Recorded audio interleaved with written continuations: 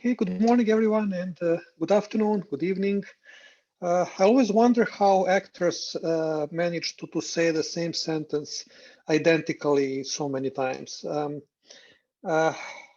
okay, one of the reasons why I didn't go to acting. Right, so welcome back.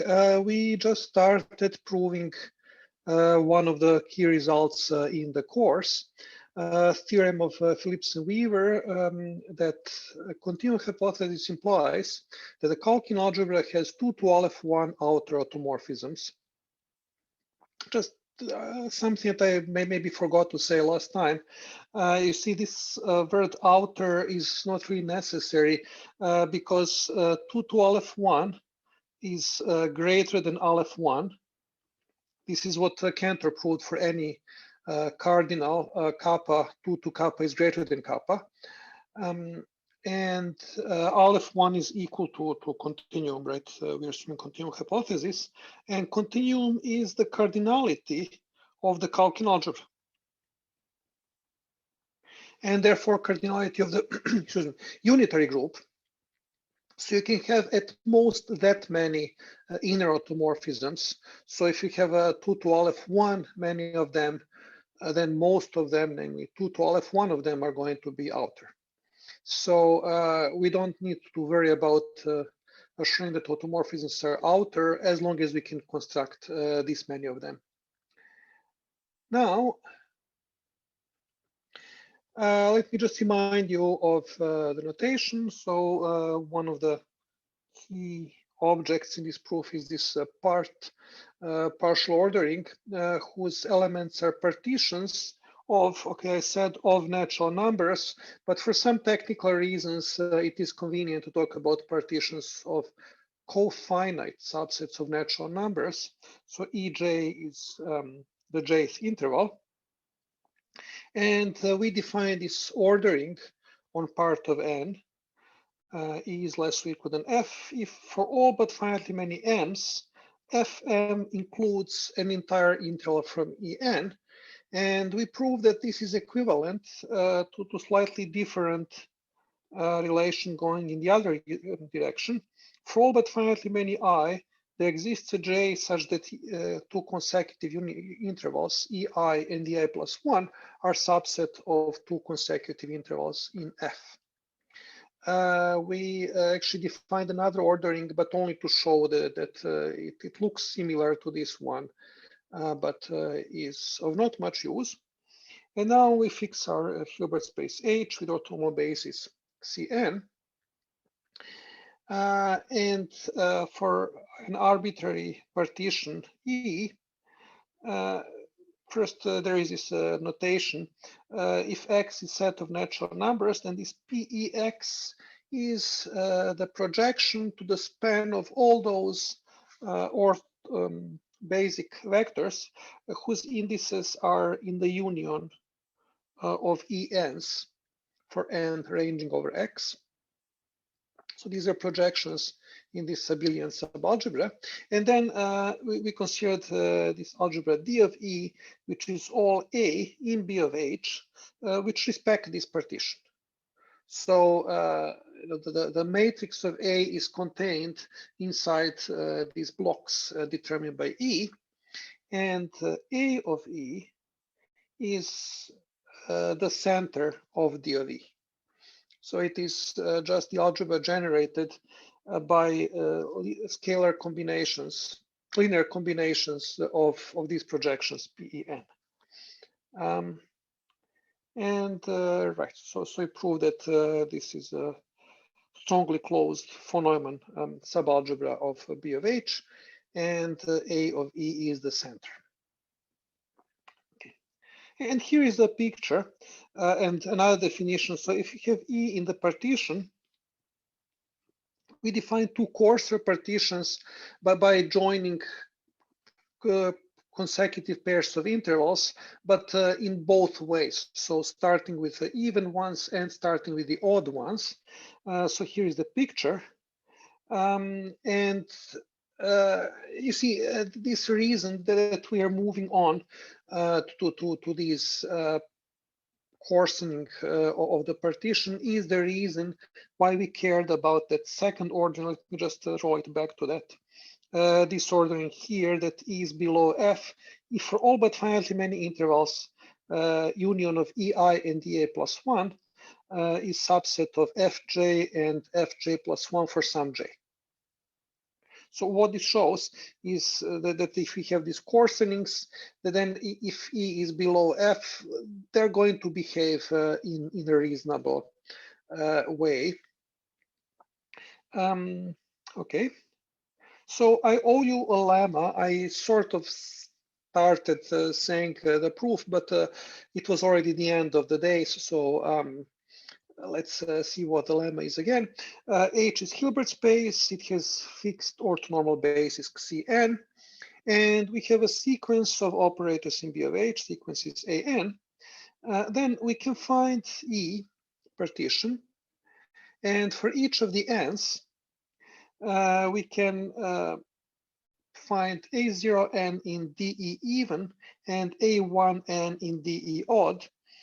So that the sum of A0n and A1n is equal to An modulo compacts. Now, from the previous picture, it may be clear what is going on. So here is just a second. So which one is even, which one is odd?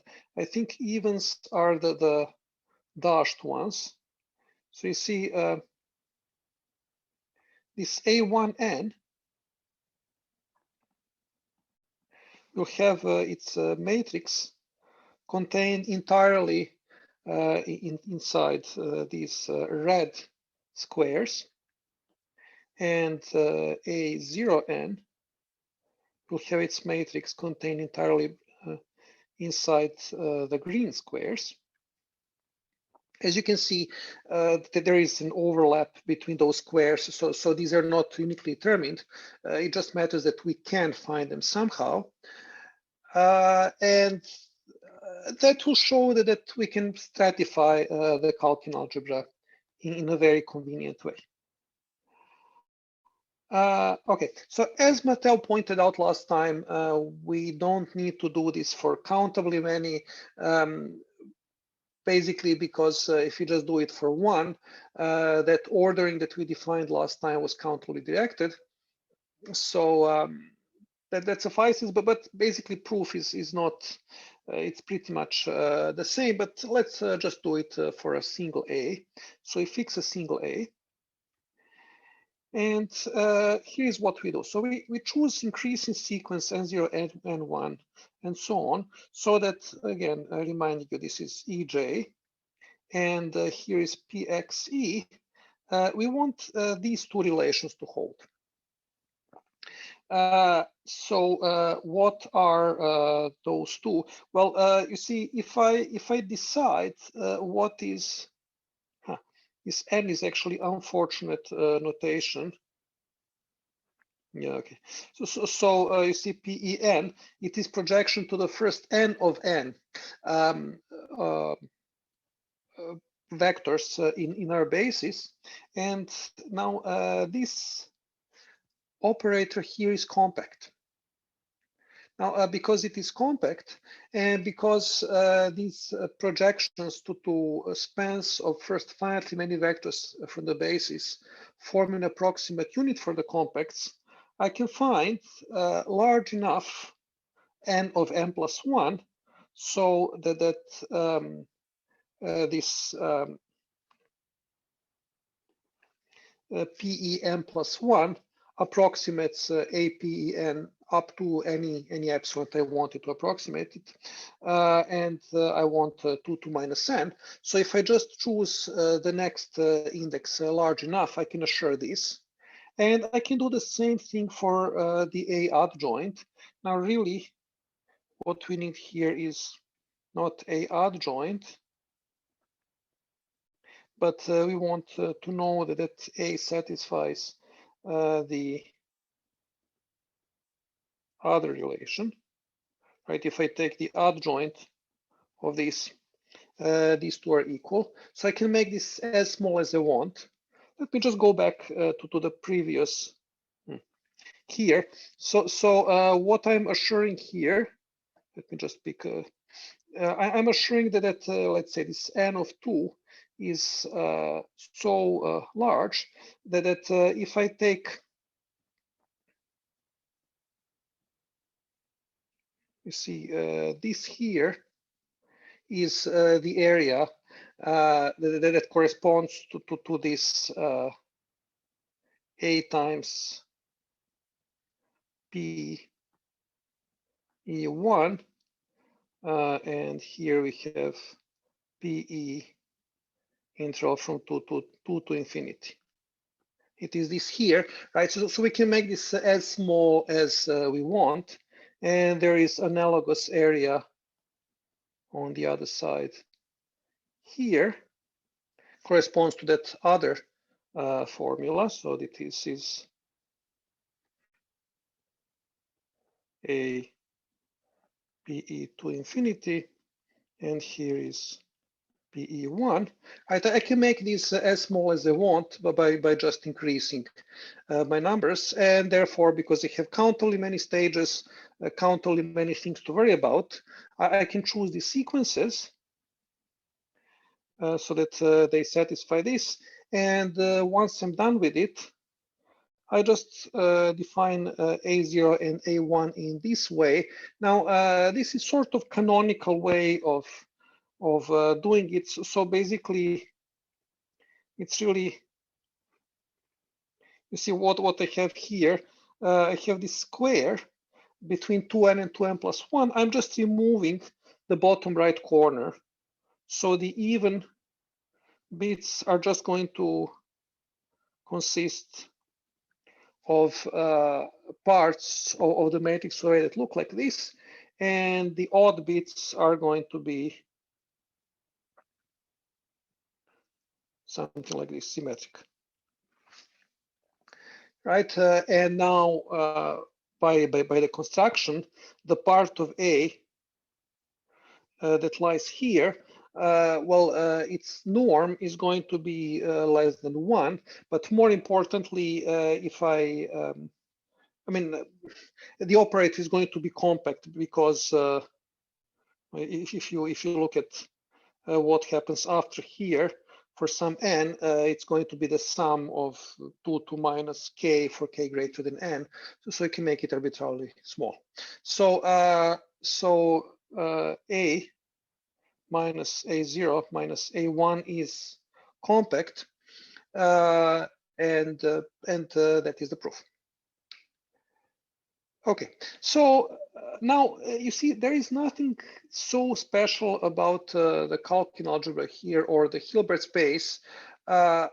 Exactly the same picture could have been, the same conclusion could have been obtained with respect to any other ideal that has approximate unit consisting of projections.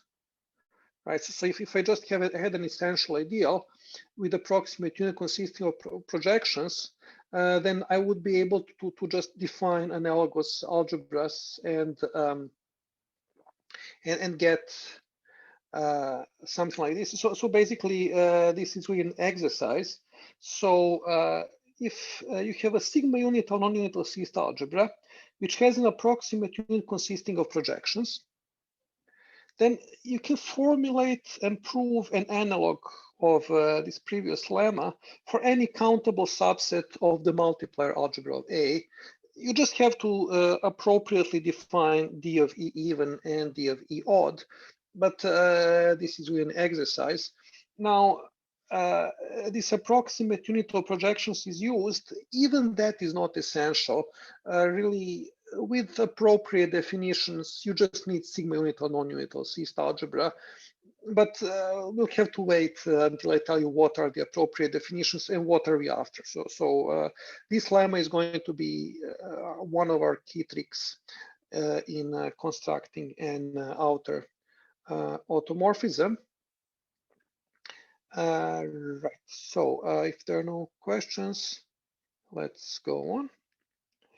So here is now the next object, we want to put D of E even and D of E odd together. So F of E is the space of all sums A0 plus A1, such that A0 is in D of E even, A1 is in D of E odd. Now, this is closed under linear combinations. It is non-closed, so it is a Banach subspace, but it is not a subalgebra of B of H. It doesn't take long to figure out that it's not closed under multiplication. So you see, these are operators whose matrices are basically contained in, okay, these are supposed to be squares. Sorry about that, I cannot draw. Whose matrices look like this. Right? So there's 0 here and 0 here, but somehow concentrating over around the diagonal. Now, what does our lemma tell us? Well, it tells us that if you give me any countable subset of B of H, then I can find E big enough so that every element of that countable subset is modulo compacts equal to an element of F of E. So these Banach subspaces are somehow controlling the entire Kalkin algebra. But before that, let's just basically lemma. What is F of E? That's basically a picture that I drew.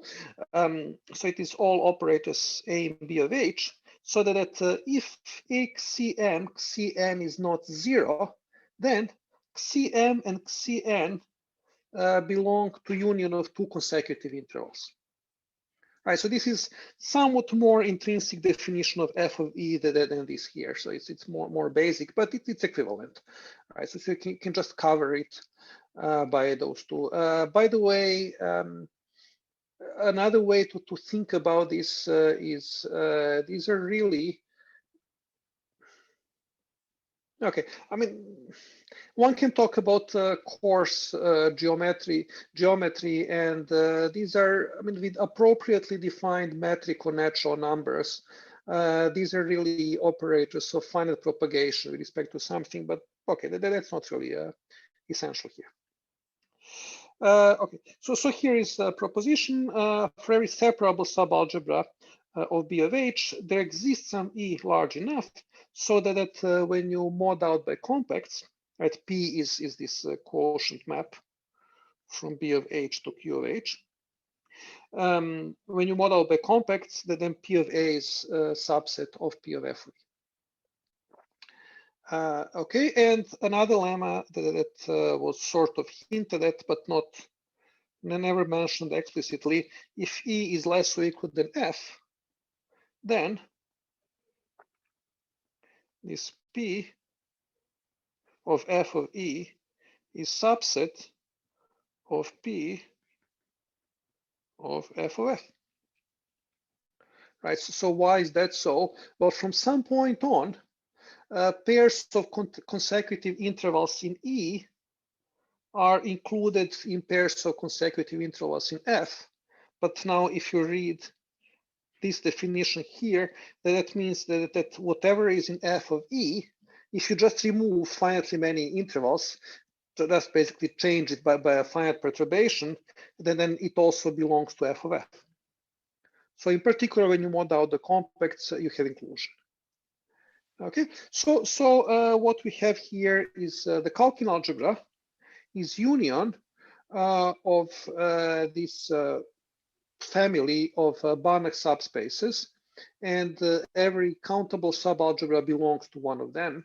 And even if you have continued hypothesis, you can arrange this family to just form one increasing Aleph 1 chain. So that every initial segment is countable, and they cover the Kalkin algebra. All right, so let's write a unitary U of A for the unitary group of A, and identify U of L infinity with T to N. Now, just in case you forgot, T is complex numbers whose modulus is exactly 1. And by L infinity, if I don't say L infinity of what, I mean L infinity, little L infinity of the natural numbers. Right, so any unitary in L infinity of n, what does it look like? Well, its coordinates are really that they form a dense subset of its spectrum. So because it's unitary, they have to be all of modulus 1, right? So T to n is very naturally isomorphic to unitary group of L infinity. And moreover, we identify L infinity with the algebra of diagonal operators with respect to a fixed basis in B of H. Right, so we have this basis Cn that we are just dragging on. I mean, it's fixed once and for all. Okay. So here is a definition. Back to this notation, part of n. For E in part n and two unitaries in T of n, right? So I'm identifying these with unitaries in B of H. We write U is E equivalent to V if UA U star minus VA V star is compact for all A in V of E. By the way, this is a standard notation again. ADU of A is this UAU star. So this is a typical. This is inner automorphism implemented by U. So in other words, what this definition tells us is that U and V are equivalent if they. Let me write it down. So this is equivalent to saying that if I look at conjugation by U, and now I'm going to use dot. Remember, U dot is the image of U in the Calkin algebra. If I restrict it to projection to the quotient of P of F of E, this is equal to AdV dot of the image under the quotation map of F of E. Right, so U and V implement the same well, it's not automorphism, but a restriction of the inner automorphisms agree on this algebra. So this is obviously an equivalence relation, and we'll spend some time trying to understand to find a workable restatement of what that relation is. And here is the main reason. Basically, this lemma is the motivation for what we are doing here. So suppose that E is a cofinal subset of part of N, and that for each element of E, which we have a unitary UE, but not just a unitary, it's actually this unitary given by T to N. And also assume that these unitaries agree. So whenever E is less or equal to F, then UE and UF agree on E. So here is FE, right? So FF is later on. Both UE and UF agree on this, and they may disagree later on, but we just discard them and go up. So then there is a unique automorphism of the Calkin algebra, which Ilijas, yes. Shouldn't they agree on F rather than E? No, definitely not on F. Definitely not on F. No, I know what I'm doing. Trust me. Yes. Okay. Right. So basically, the idea is that UE tells you what is automorphism on F of E. It has no idea what happens later on. Yes. Okay. Right. So then there is a unique automorphism of the Calkin algebra, which agrees with the conjugation by UE on F of E, right? So this is what I said, for every E in E. Right. So this lemma, once we prove it, gives us means for constructing automorphism piece by piece, but in a very different way from what we did for ultra powers. It's not, there is no countable saturation here. And these automorphisms are admittedly way less interesting than the ones that we constructed by using countable saturation, because they are too close to inner automorphisms. They don't do anything interesting locally on any separable subalgebra. But it gives us a way of constructing an outer automorphism with appropriate set theoretic assumptions. Okay, so let's see. Why is this so? Well, so first, what I stated before, if E is less or equal star than F, then P of E is, sorry, F of E is subset of F of F plus the compacts. Now, what this means, because E is cofinal, Calkin algebra is covered by the images of F of E's.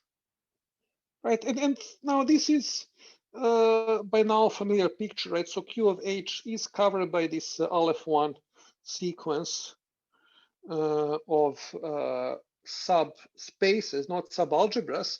But note, different thing here is these are definitely not separable. L infinity is already not separable. It has a density character continuum, and it is subset of each one of these. So it's somewhat unusual that we are constructing automorphism of these non-separable algebras. It's easier than handling separable ones. Okay, so since E is cofinal, Q of H is equal to this. And now what we have, well, there is a natural way to construct an automorphism. If we have A and Q of H, A is going to belong to F of E, right, to P of F of E, for all but countably many of the E's. And the good thing is that the moment A starts belonging to those, all of those later U E's, U F's, they all agree. So if I just say that phi of A is conjugation by P of U E of A, for any E such that A belongs to P of F of E, this is well defined because all of them agree. So this is well-defined mapping. And now we just have to check that it is automorphism. Well, but now what is automorphism? Well, it means that it respects algebraic operations, that phi of AB is phi of A, phi of B, and things like that. But remember, F of E includes every separable subalgebra. I mean, for every separable subalgebra, there exists a big enough F of E so that algebra is included in it. So if you just make sure that both A and B belong to F of E, then from that point on, those unitaries are going to agree about what phi of A and phi of B should be. Same for multiplication by scalar, same for addition. Actually, for addition and scalars, it's even easier because these are Banach subspaces. So that's not an issue. Why is this onto? Well, you see, you can define phi inverse in exactly the same way.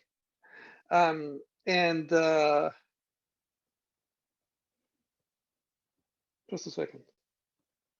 Oh yes, right. So right. Sorry. So I was just about to cheat because I forgot what was the trick. You see, what is the point here? Each unitary U, it belongs to L infinity. Now, what this means? This means that ADU sends F of E to F of E. Right, because what is conjugation by U doing? It is not changing the support of an operator. Let's just think. I mean, I'm just borrowing terminology from uniform row algebra. So let me draw this.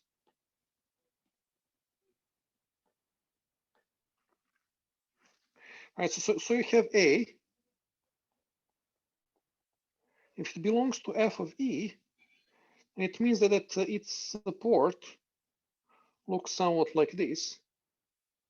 Now, if you're conjugating it by U, and now the support of U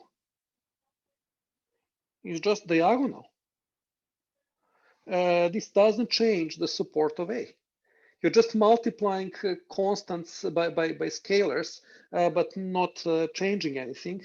So the point is that this support is just equal to the support of A, and therefore UA U star belongs to the same same f of E, and because of that, the the phi is onto.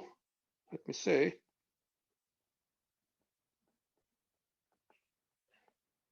So phi of Q of H is equal to Q of H because phi of P of f of E is just P of f of E for every E.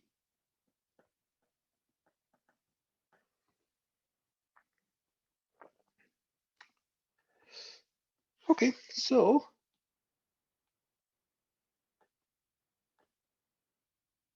sorry, just I'll be back in a moment. Just all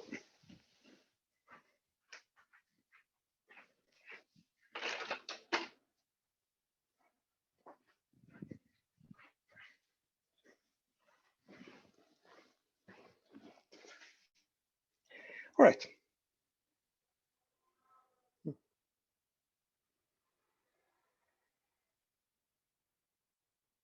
Okay, so now we have everything in order. So we only need to see how are we going to construct an automorphism. So here is the plan.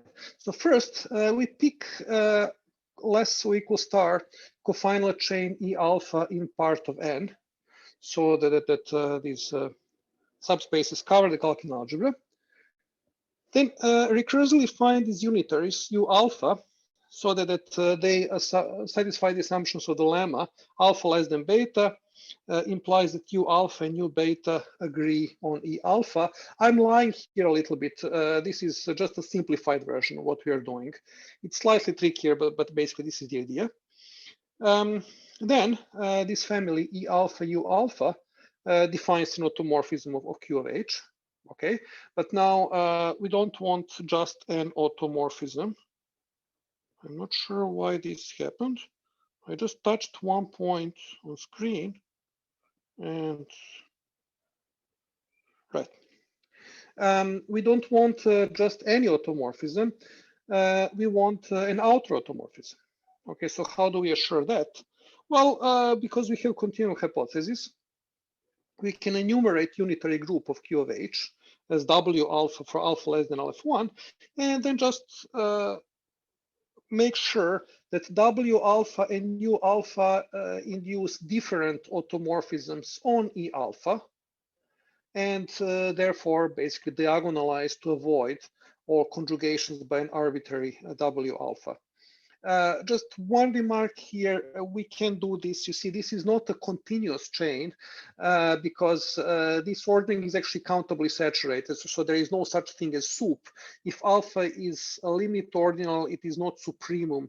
Okay, alpha is supremum, but f of E alpha is not a supremum. It's not union of what comes before. It's slightly bigger.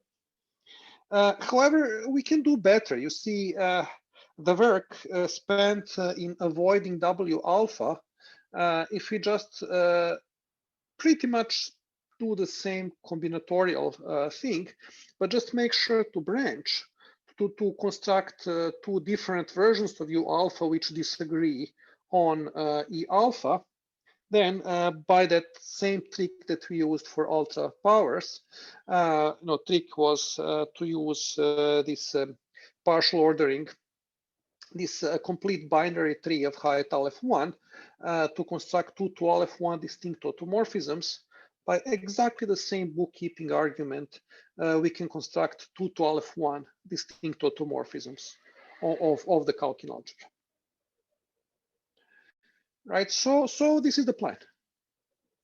And you see that the only tricky part is, you see the step 2, At any successor stage, you just choose a unitary. You can even use the same unitary as before. But as always in these situations, the limit stages are the messy business. If you have a sequence of ordinals, alpha n, and beta is their supremum, we know what u alpha n's are. How do we choose u beta, which agrees with all of them with what we did so far? This can be done in different ways. I'm not going to take the most optimal route because the proof that I'm going to give is going to give a bit more. So we'll actually spend some time understanding this relation. This is really what the crux of the matter is. Okay, so remember this u and v are equivalent if and only if u and v conjugations by u and v agree on f of e. So we need a working reformulation of this. That's lemma 17.1.9. Now, before I proceed to find such a reformulation, let me just outline a different way of doing it. Which is not in my book, basically because I haven't been aware of it when I was writing it. Modulo accepting very nice and quite non-trivial black box proof using this is a bit shorter, but I wanted to give a self-contained proof, so I just going to say basically to raise awareness to this theorem. So first remark of the two remarks is, this is not a deep theorem. This is a triviality, but rather illuminating one.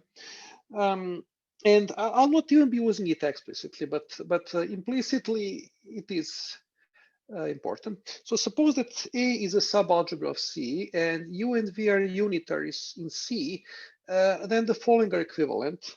Conjugations by U and by V agree on A, and 2, uv star belongs to the commutant of A. Proving this is a complete triviality. So just if you fix A in A, what does it mean that UA U star is VA V star? Well, if I multiply by V star on the left and by V on the right, what I get is V star UA, U star V is equal to A, but this here is just UV star star A. Oops. How did I? No, sorry. Oh, I say I went in wrong direction. Sorry. So I multiply.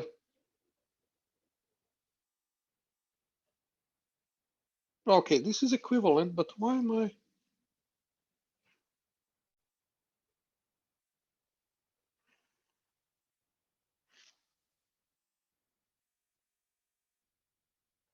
Okay, so I'm going to get this is equivalent to saying that VU star is in the commutant, right? Because it's conjugate of the other one. So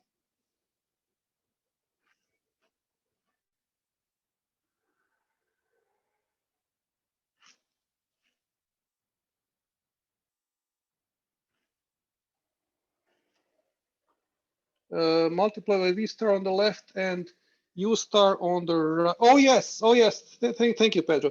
Thank you. Yeah, okay. Yep. Thanks. So if I multiply by V star on the left, U on the right. Yes. Okay. That's right. It was. I assumed that that's what you meant. Yes. So V star UA is A V star U. Right. And now this is true for all A in A.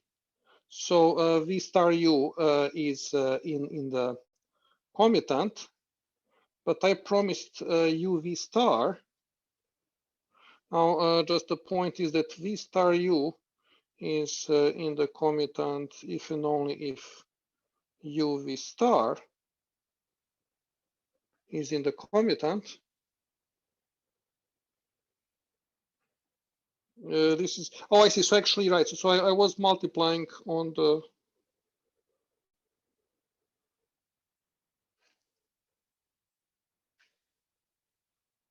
Okay, this is very silly.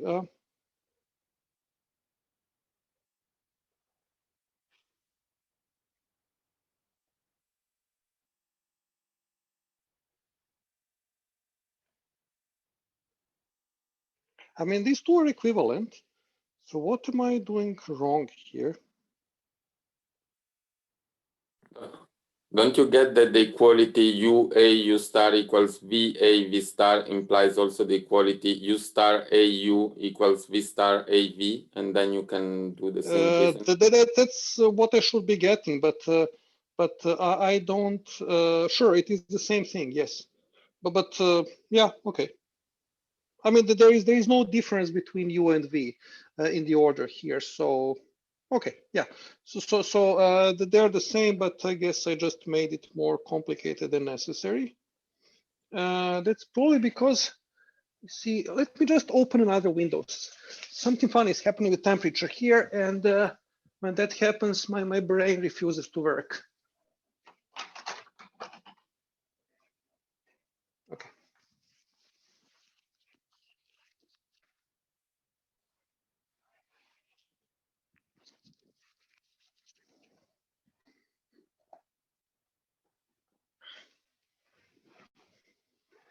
Right.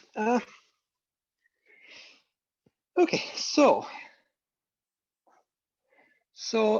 let's move on to the next statement, which is the highly non-trivial theorem of Popa from 87. If you have a von Neumann algebra inside B of H, then if you look at the relative commutant of its image in the Calkin algebra, it is equal to the image of the relative commutant. You see, this inclusion is obvious, but the other inclusion is a highly non-trivial fact. There is a special case of Popa's theorem that if M is abelian,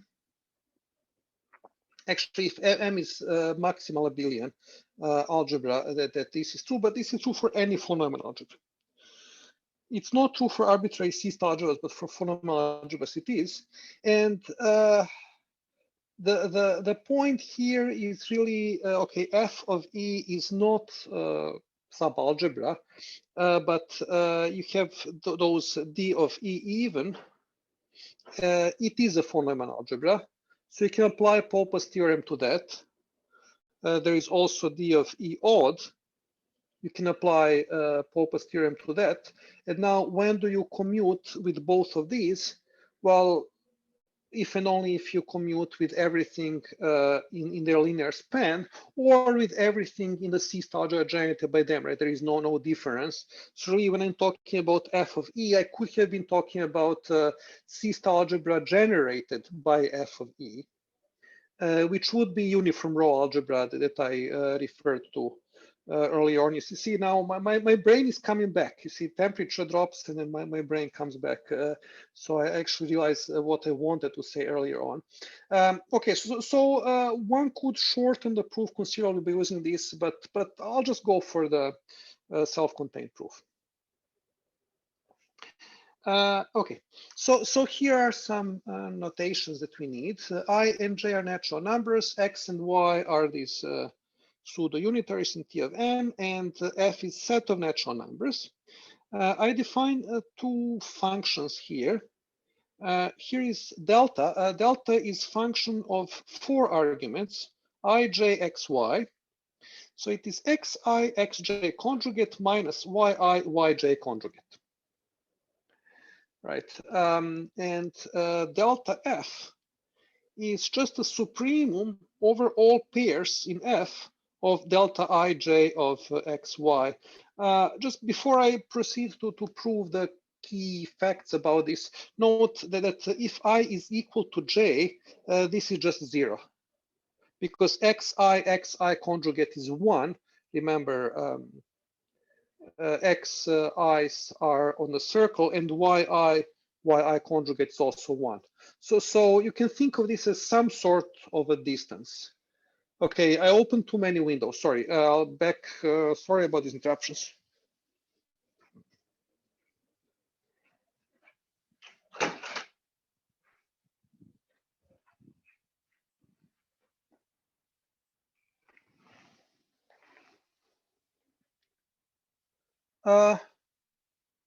Okay.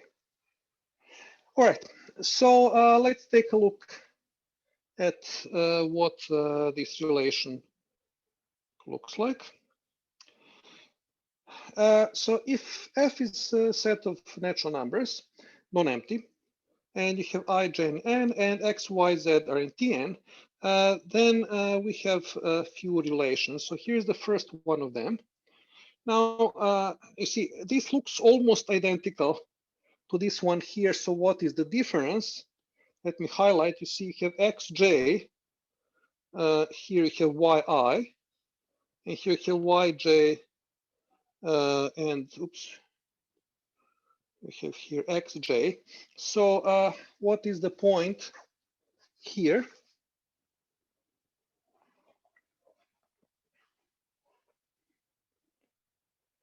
You see, because these are all complex numbers,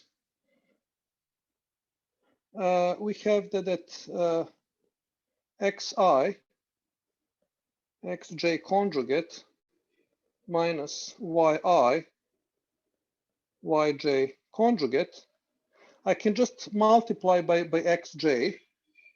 This is the same as xi minus yi, yj conjugate xj, right? Using the fact that xj conjugate times xj is equal to 1, and then similarly multiply by yi conjugate. So this is xi, yi conjugate, and here I have xj, yj conjugate. Right. So they are just different ways of looking at the same relation between these numbers. So this was maybe too many formulas, but the next bit actually tells us what is behind this. So this function delta f of xy, delta f of x1 is really the diameter of this set xi for I in f. You see, this is the circle, and there are these points which belong to xi, so different xi's. We look at the diameter of that set, and that is really delta f of x1. Now, that is obvious if you look at this formulation here. Because you see, if y is equal to 1, then this is 1. Then delta ij of x1 is just xi minus xj. This is j. Right, so I'm just looking at the supremum of these distances. Right, so thinking in this direction, it is just diameter. And remember, xi, it's the diameter of the spectrum of x as a unitary. Okay, so 3 tells us that if we fix x and y and vary I and j, then what we get is a pseudometric on n. Right, so this function, as I mentioned before, if you just take delta I comma I of whatever it is 0, and also it's obviously symmetric. If you interchange I and j, nothing changes. So 3 tells us that we have triangle inequality. Now, this is obvious from this formulation here. Right? Because you see, you have x, what is delta I ij between x and y, well, it is, no, it's not. Sorry, it shows the wrong one. It is obvious from this one here. You see, we have xi, yi. Right? If you look at maximum of all differences of this form for I and j, and the maximum of all differences of that form for j and k, then basically by using triangle inequality,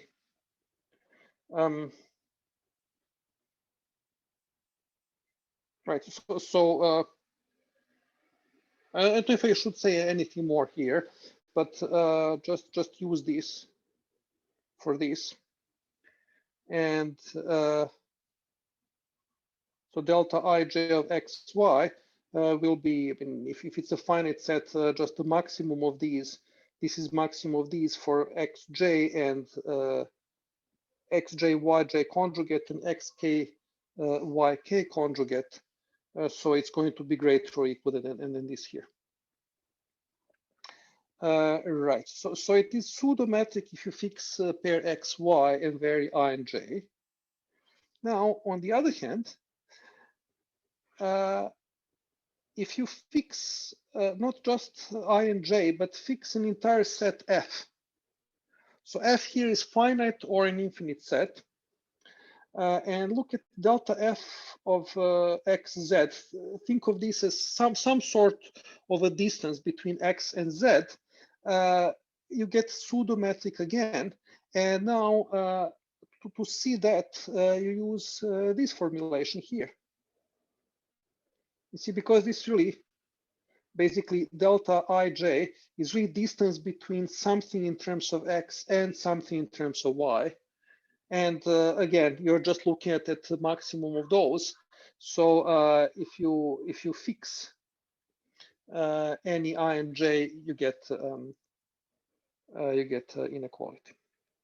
Right. So this is what you could call by pseudometric.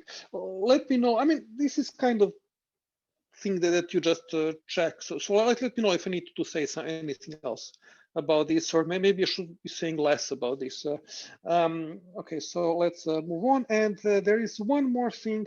This pseudometric from part 4 is invariant. Delta f of xy is the same as delta f of xz, yz.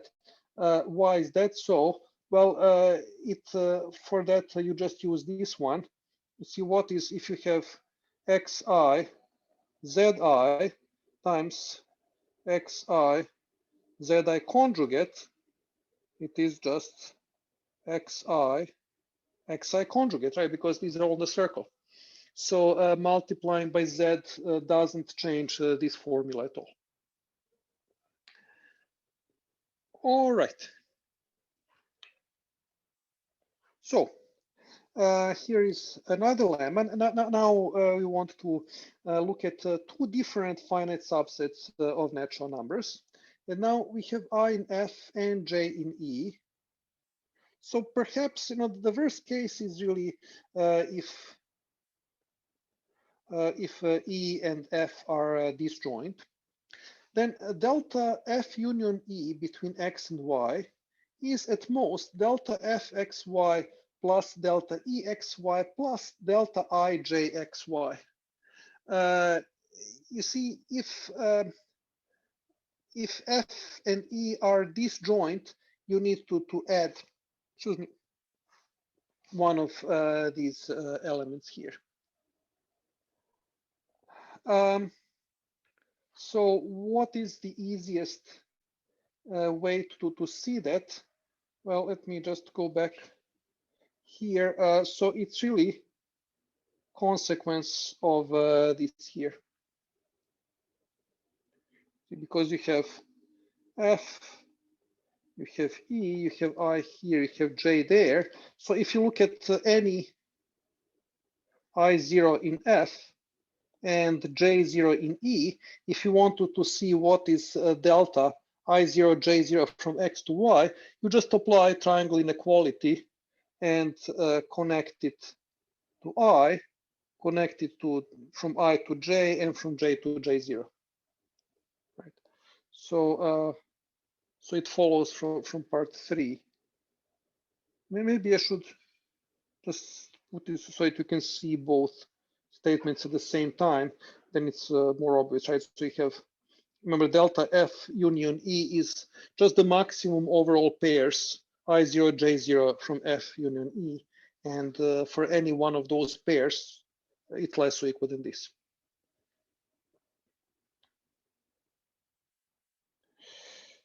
Okay, and now here we come to what we really want. We want to mod out the compacts. So here is how we do that. Here, E, I hope you can see different font here. This is sans serif font. So E is partition of N. Delta E of XY is lim sup as J goes to infinity of delta EJ union EJ plus 1 of XY. And claim is that this defines a pseudometric on T to N, while the fact is that any one of these is a pseudometric, and lim sup of pseudometrics is a pseudometric. Right, so it's symmetric, it satisfies triangle inequality. So that's automatic, and it is this pseudometric that we really need in order to analyze this relation.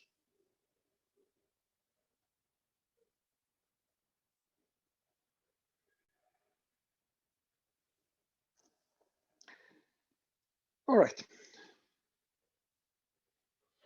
So if E is less or equal than F, now again, E and F are partitions, and X, Y, Z are in T to N, then, okay, so the first part may look like repetition, but we had something that had the same statement, but now I'm talking about this pseudometric here. That pseudometric satisfies this equality, but each one of these satisfied analogous inequality, and this is lim sup. So inequality like this is preserved by lim sup. And the second bit, which involves F, delta E of XY is less or equal than delta F of XY. Well, that's because for all but finitely many J,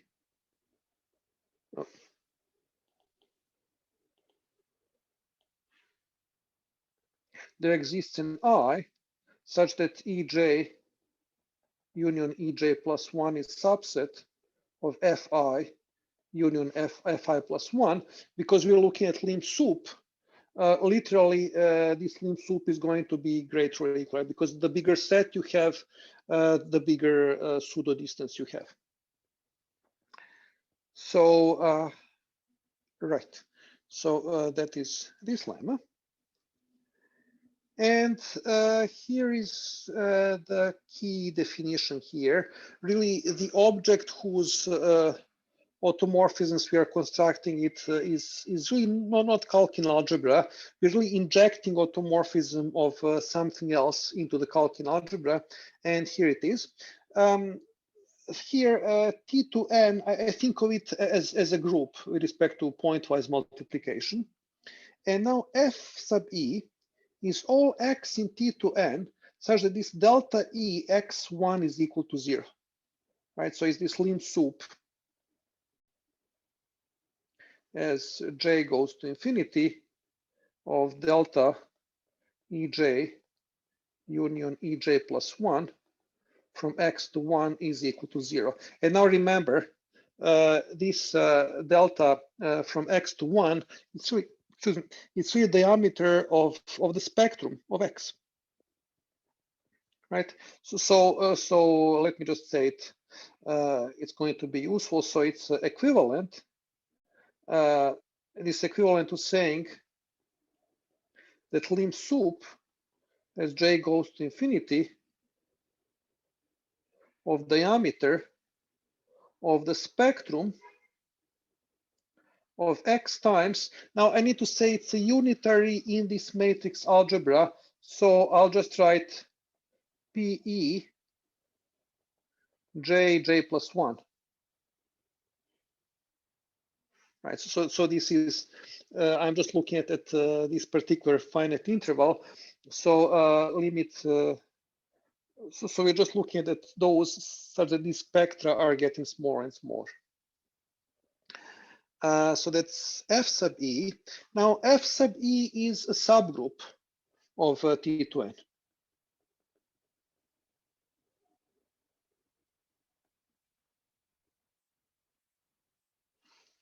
Right, if you have two unitaries like this, if you multiply them, if diameter of their spectra converge to 0, then same is going to be true for their product. E is fixed.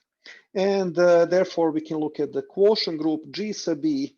It is quotient of this power of the circle modulo F sub E. Okay, so what we have? So as I said, F is a subgroup.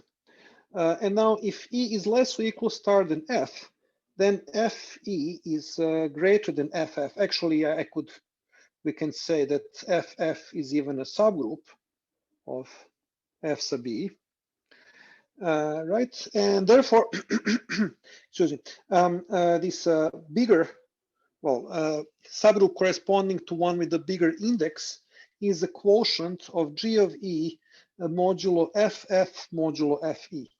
So here is really the picture. What we have is the top row. Top row here is the exact sequence corresponding to F. So you have this FF, which is a subgroup of T2n. It's abelian, so it's normal subgroup. GF is the quotient. You have this exact sequence. For E, you have analogous exact sequence. Now vertically, we have embedding of FF into FE. Just FF is the subgroup, really. So it's really a subgroup embedding.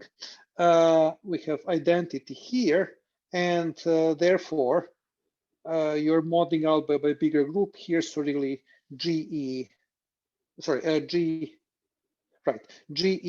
a quotient of GF. So you can, actually not you can, but this is what is going on. We have inverse limit. Right, so we have quotients by smaller and smaller subgroups as we climb along this less or equal star relation.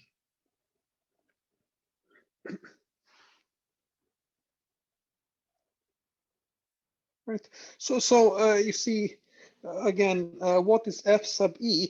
It is think of it as very slowly changing functions in L infinity. So along each of these intervals, EJ union EJ plus 1, the spectrum is more or less constant. So it allows you to, so these are not functions which converge to anywhere, because you still have infinitely many changes in these intervals. But along each interval, from some point on, not for any fixed epsilon, along each one of these intervals, the spectrum of your integral can change by at most epsilon inside any of these groups. And then when you merge more intervals, then these intervals on which your spectra cannot change much are getting bigger and bigger, and groups are getting smaller and smaller. But they remain non-trivial. So if the words Higson corona mean anything to you, then you probably recognized that this is really what unitary groups of Higson, all right, of Higson coronas look like.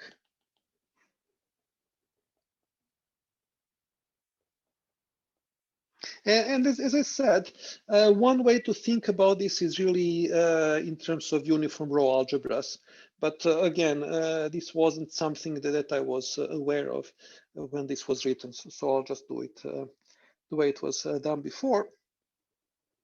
So here is what I promised, this reformulation of this relation. Suppose that E is a partition, U and V belong to T to N, then U is E equivalent to V. And remember, what this means is that conjugation by U restricted to projection of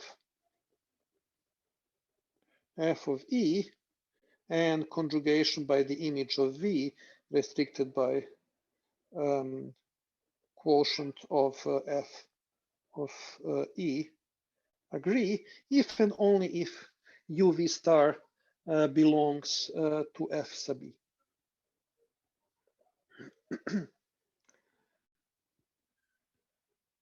Okay, so and as I said, this really follows from Popper's theorem, but I just wanted to go over this in some detail because proof of this is much easier than proof of Popper's theorem. So what is the point here? Well, first, if UV star belongs to F sub E, so assume this. Now fix some A in F sub E. This is a bad notation. I have F sub E and F of E. Then what do we have? So what does it mean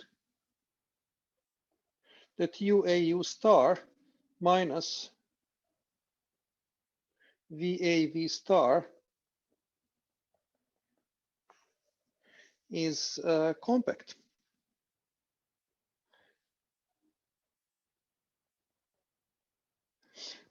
Well,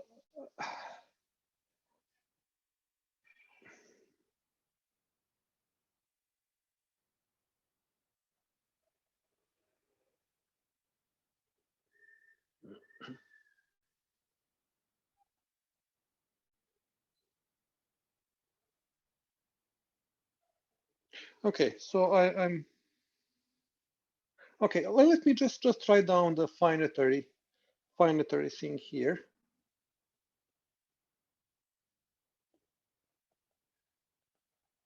So note really what is really going on. So in some big matrix algebra, so if U and V are unitaries in this matrix algebra, then for every A in Mn of C of norm less or equal than 1, you have that UAU star minus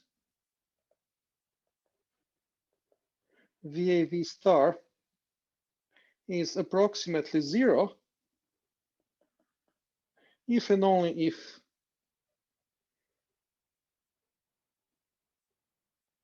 UV star is approximately diagonal, or a better way of saying it,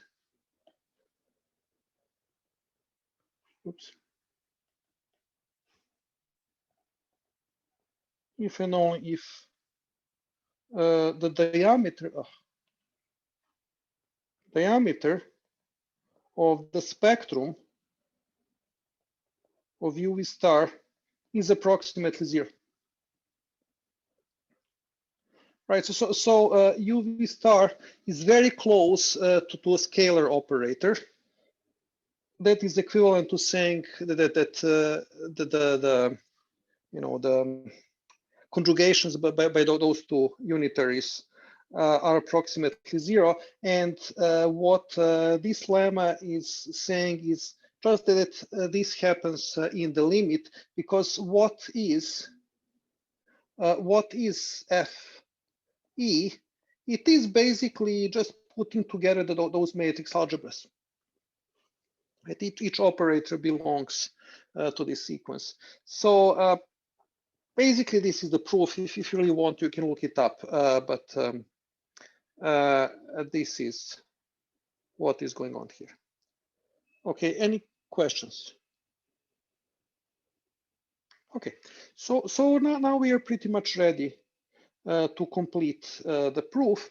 There is just one thing remained to be said, and that's what I said before. I warn you that I'll be cheating. You see, in the beginning, we choose this Aleph1 chain, increasing Aleph1 chain of these partitions. Well, in order to assure that I can choose unitaries which have different actions on a given f sub e, I need to speed up my relation. So here is a speed up. Here is relation less or equal star, double less or equal star, which is unrelated to the one that I defined last time. And here it is. So E is double less or equal star F if E is less or equal star F. And moreover, for every M, there is an N, there are N and K, so that if I look at M consecutive intervals in E, they're all subset of Fk.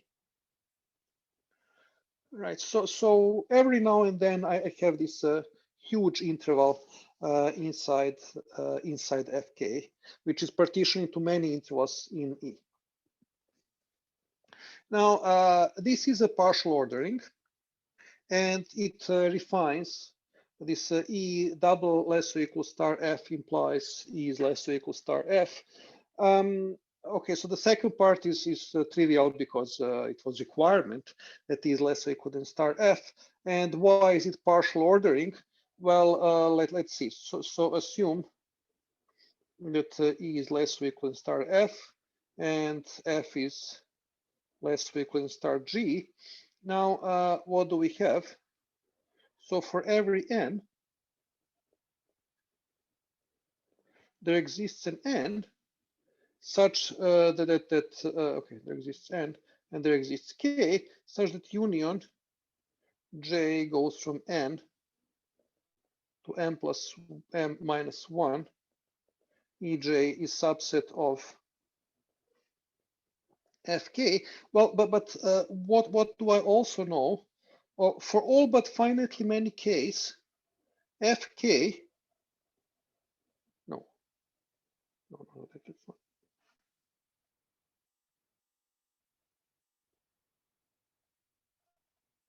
not. Actually, right. Okay, so this is not how I prove it. This is definitely not how I prove it. Yeah.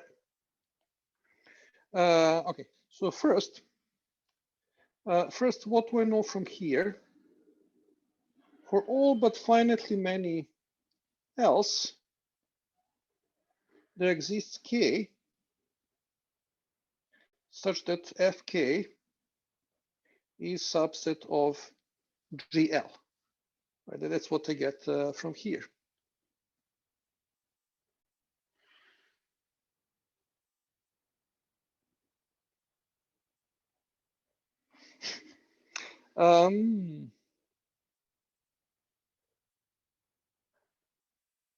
Okay, no, this is more interesting than I thought. Okay, fine.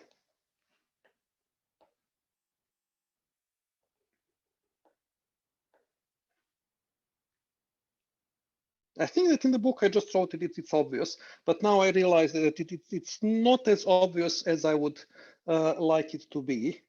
So let me, what am I doing? So actually the first part was the right one. So so what we have, so we have it like this. For every M, there are N and K such that this happens. So let's take a look. Let's say E is green.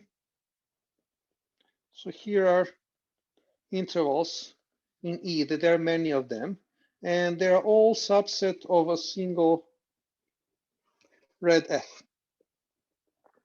And so this is some Fj. Now you see what is the tricky bit. Let's see, what is unused color is blue. Fj is maybe subset of some G something, which is good, right? So we are done if this happens. If this happens infinitely often, we are in good shape. But maybe it doesn't happen. But what we know is that from some point on, each Gj is going to contain at least one of these Fj's. Now, what that means is that this is not going to happen. If you have GL, GL plus 1, and GL plus 2, you see this GL plus 1 does not contain any of the Fj's. So eventually, there will be at most 2 of the GLs which overlap this Fj. But now look at E. So this border between GL and GL plus 1, it smashes one of these intervals, but now one part of E is in GL, the other part is in GL plus 1. So if you had originally M of them, well, at least something like M minus 1/2 of these are going to be inside GL or inside GL plus 1. And because M was arbitrarily large, you're getting arbitrarily large sequences of ELs inside one of them. Right, so this is slightly trickier than it seemed to me, but anyway, so this is fine. Okay, and here is the important bit, which is actually false for the other relation. If E is double less or equal star than F, then F is a proper subgroup of Fe. Let me just remind you, there were too many definitions maybe in today's lecture. So FF is all those x's in T to N, such that lim sup as J goes to infinity of delta,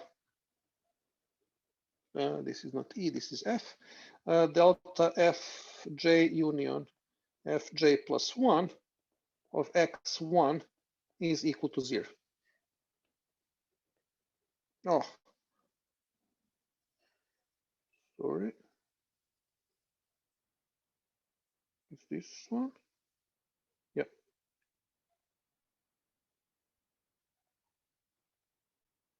Right. So why is this so?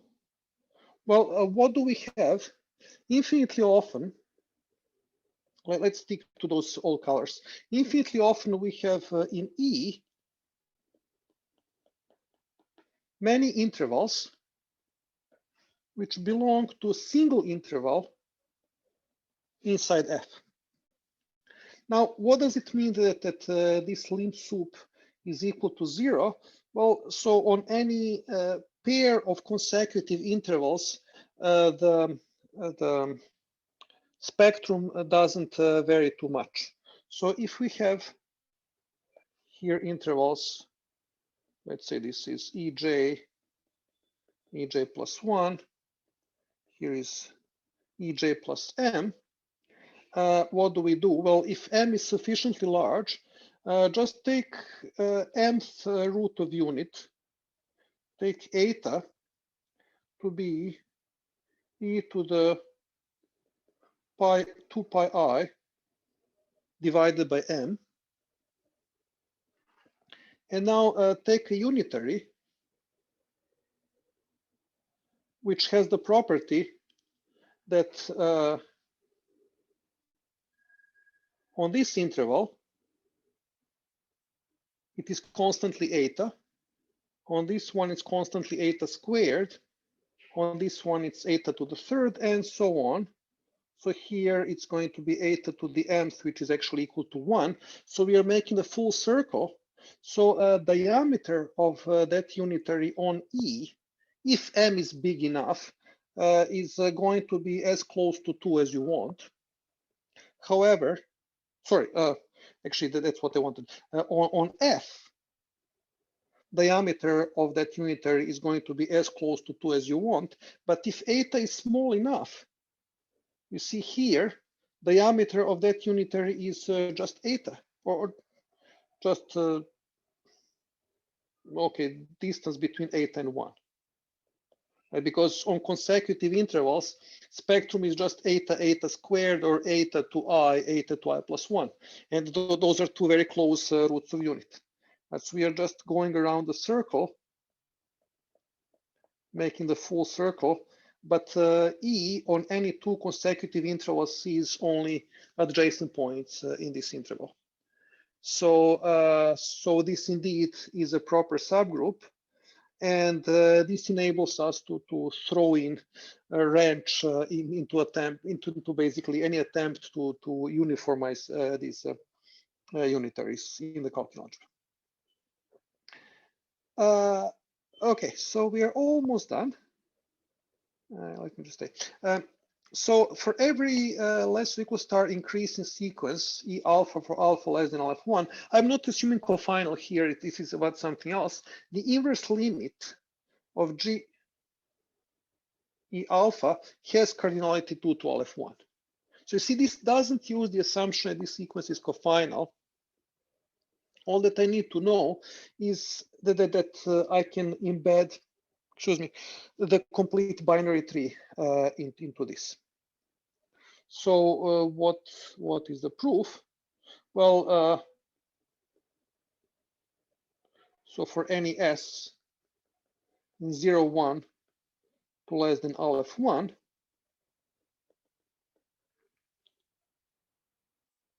find US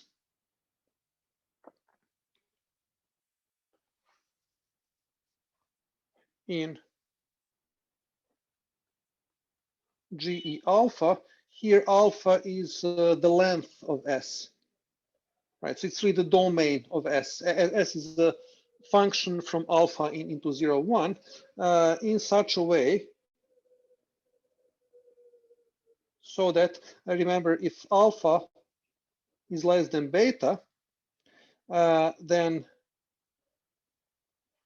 this the quotient map P beta alpha of US is U S restricted to alpha for every S such that length of S is equal to beta, right? So what this says is that along each branch of this tree, I am building a thread through my inverse system. And also,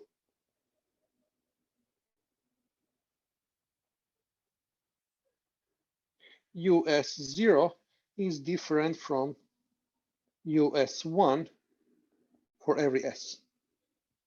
And so also, whenever I branch, I want to make sure that my extensions are different. So if I manage to do this, then I have this complete binary tree of height Aleph1. Each branch of that tree will correspond to some element of this inverse limit. Maybe not to unitary, that's a different story, but to something, and they're all going to be distinct because the moment I branch, I get different elements here. Now, the fact that I can assure this here is just that lemma from the previous slide. Right, so let's move. Right, so if E is strictly less than F, then FF is a proper subgroup of FE. So because it's proper subgroup, it means that the kernel of the quotient map is non-trivial. And that means that for any unitary downstairs, I can find two different lifts. Let's basically multiply it with something in the kernel, and therefore I get different lifts. But the interesting thing here is how do I survive countable stages? And this was really the main point of almost every construction that we had so far, that somehow you need to use some sort of countable saturation. Now here, it's slightly different. Basically, what we need to know is that this inverse limit is representable in some way. But okay, here we have a claim is written. So here is I'll just write in G of alpha is G of E of alpha. F of alpha is F of E of alpha, right? Yeah. So just remember, G of E alpha is T to N mod F of, actually of alpha. I don't need E of alpha here. Okay, and here is the claim. If alpha is a countable limit ordinal, then basically this inverse limit corresponds to every element of inverse limit is represented by an element of G alpha. So just a natural map that sends X to this sequence of projections, it is a surjection. And the point is that you can do countable diagonalization. You just look at fix something in this inverse limit and pick representing sequences for that. Just see why it is in the inverse limit. Well, because some lim sup is equal to 0, which means that if you go high enough, you can make it supremum of what remains. You can make it less than 1 over n. And therefore, you can just diagonalize and chop up those sequences and make sure that diagonalized sequence still agrees with each one of them modulo this lim sup. So it's basically that. So it's really the whole point is that this is a countable limit ordinal. Right. And that is it. So continuum hypothesis implies that calculus has at least 2 12F1 automorphisms. Well, again, we just choose these E alphas, which is cofinal in this part N. And by recursion, we choose US for S in 0, 1 to less than aleph 1, which implement those automorphisms. So what we want is that if S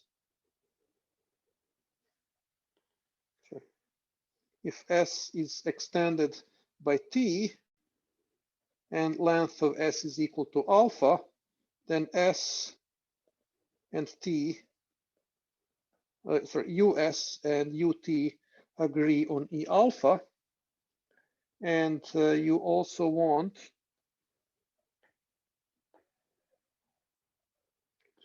one condition, and second condition is that US concatenated with 0 and US concatenated with 1 disagree on E alpha plus 1 if, again, alpha is the length of S. And with that, you get, if you can construct this, then each of these branches gives you automorphism. So phi f is just given by U sub f restricted to alpha for alpha less than aleph 1. And you can survive at countable limit stages because of the last lemma.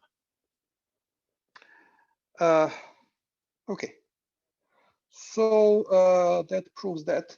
And let me just say what I mentioned before, that exercise early on, it tells you that if you have A, which is isomorphic to the tensor product of A with the compacts, and it is sigma unital, and also if you assume that A has approximate unit consisting of projections, then literally this proof gives you 2 12F1 automorphisms of the corona. But even if you don't assume approximate limit of projections, you can still prove that CH implies that there are many automorphisms. But it is quite late in the day, so I guess I should have stopped here. And next time we'll discuss this and move to the other side of the coin. Sorry.